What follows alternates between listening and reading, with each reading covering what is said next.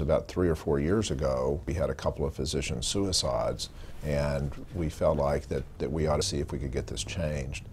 So we organized a coalition and petitioned the state medical board to change their questions. The process took time, but ultimately the medical board changed the questions so that doctors who are not impaired by a physical or mental condition do not have to disclose their diagnoses. What Rick Smith has done with the licensing procedure, I think will make a major difference in some physicians stepping forward and getting treated.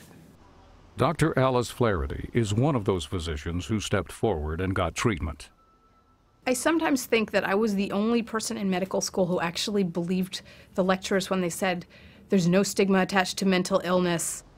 Alice is a neurologist and specialist in movement disorders at Massachusetts General Hospital in Boston. She is also the author of several books, including one about her experience with bipolar illness. She is a great example of how much can be achieved when doctors are successfully treated.